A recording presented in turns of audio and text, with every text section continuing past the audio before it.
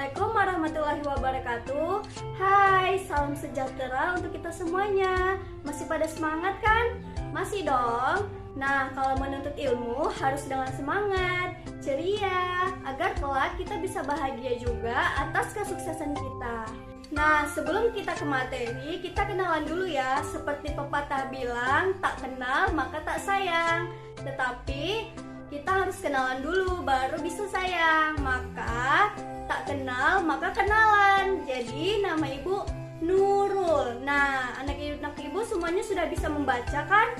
Ya, nama ibu Nurul di sini akan membawakan sebuah materi tentang wawancara dengan menggunakan kata yang tepat. Sebelumnya sudah tahu belum apa itu wawancara?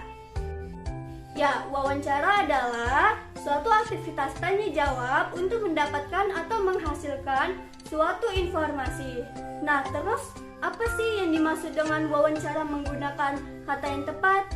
Ya, menggunakan wawancara dengan kata yang tepat sebelum kita melakukan wawancara, kita harus membuat daftar pertanyaan.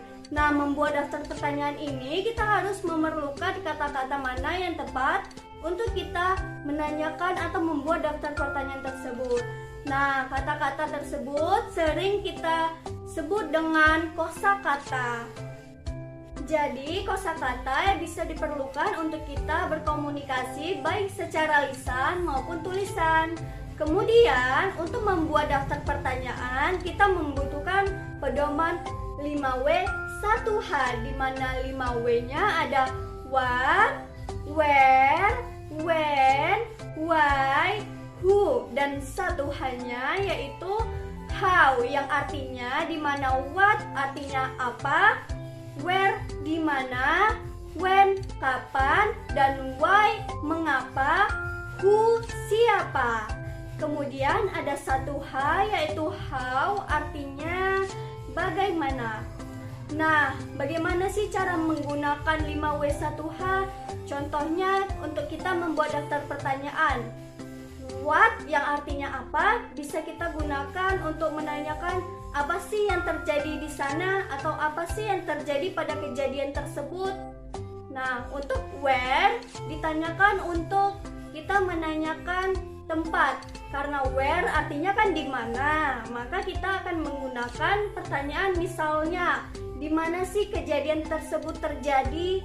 Nah, seperti itu ya anak-anak. Sedangkan when, kapan, ditanyakan untuk kita menanyakan waktu. Karena when artinya kapan, maka bisa kita gunakan kapan kejadian tersebut terjadi. Jadi kita harus dapat memilih kosakata yang tepat. Jadi seperti itu ya. Oke, lanjut. Sekarang why, mengapa. Contohnya apa ya? Ya, mengapa bisa kita gunakan untuk bertanya tentang keadaan. Mengapa itu bisa terjadi? Nah, untuk who bisa kita tanyakan untuk menanyakan seseorang, karena who artinya siapa.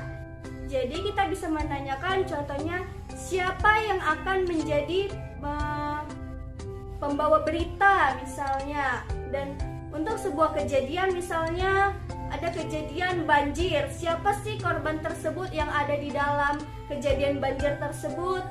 Nah, untuk 1H yang artinya bagaimana, ini juga bisa ditanyakan untuk kita menanyakan sebuah kondisi atau keadaan. Misalnya bagaimana dengan kondisi yang ada di kejadian tersebut.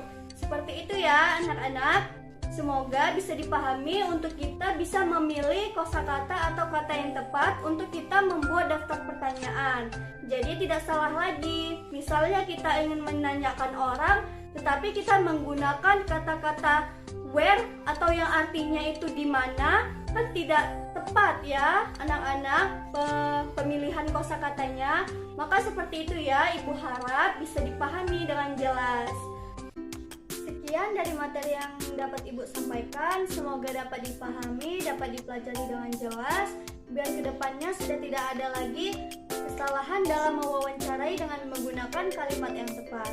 Dan jangan lupa belajar di rumah, belajar yang rajin, yang semangat, biar kelak menjadi orang yang sukses. Oke? Oke, semangat belajarnya. Assalamualaikum warahmatullahi wabarakatuh.